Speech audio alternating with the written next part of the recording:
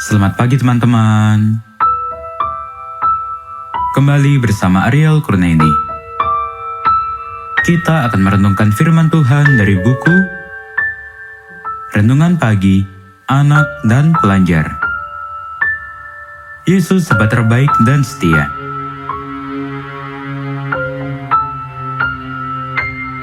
Yang disusun oleh Pastor Dr. Marolop Sagala.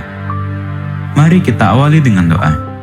Bapa di sorga, kami akan belajar firman-Mu. Tolong kami supaya firman-Mu menjadi pedoman dalam hidup kami hari ini. Dalam nama Tuhan Yesus kami berdoa, amin. Hari ini, tanggal 14 November, judul renungan kita, Petrus menolak dibasuh kakinya oleh Yesus. Ayat hafalan, Yohanes pasal 13 ayat 8. Kata Petrus kepadanya, "Engkau tidak akan membasuh kakiku sampai selama-lamanya." Jawab Yesus, "Jikalau aku tidak membasuh engkau, engkau tidak mendapat bagian dalam aku." Di Perjanjian Baru, Yesus telah tetapkan untuk memperingati kematian Yesus sebagai domba Paskah, yaitu makan roti perlambang tubuh Kristus dan minum anggur dari cawan perlambang darah Kristus untuk pengampunan dosa dan juga membasuh kaki, lambang penyucian. Yesus telah memberikan teladan untuk melakukannya pada saat perayaan Paskah terakhir di ruang atas. Yesus menuangkan air ke dalam sebuah basi, lalu mulai membasuh kaki murid-muridnya, lalu menyekanya dengan kain. Maka sampailah ia kepada Simon Petrus. Kata Petrus kepadanya, "Tuhan, engkau hendak membasuh kakiku?" Sebagaimana yang tertulis di dalam Yohanes pasal 13 ayat 6. Pertanyaan itu menyatakan bahwa Petrus belum mengerti apa yang Yesus sedang perbuat. Itulah sebabnya Petrus berkata kepada Yesus, "Engkau tidak akan membasuh kakiku sampai selama-lamanya." Petrus menolak kakinya dibasuh oleh Yesus. Ketika Petrus berkata, "Engkau hendak membasuh kakiku," boleh jadi ketika itu dia menarik kakinya ke atas untuk menghindari pelayanan Yesus.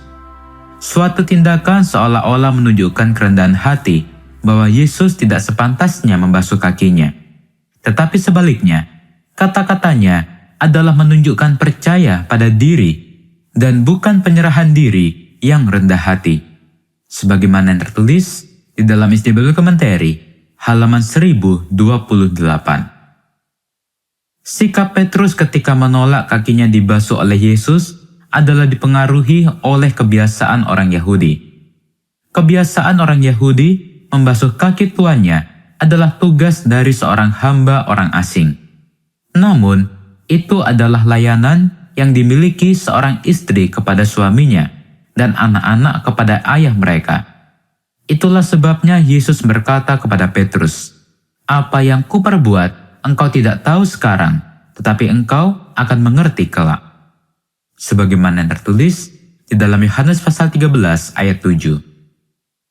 Ketika Petrus tetap bertahan untuk tidak dibasuh kakinya, kemudian Yesus berkata, "Jikalau aku tidak membasuh engkau, engkau tidak mendapat bagian dalam aku."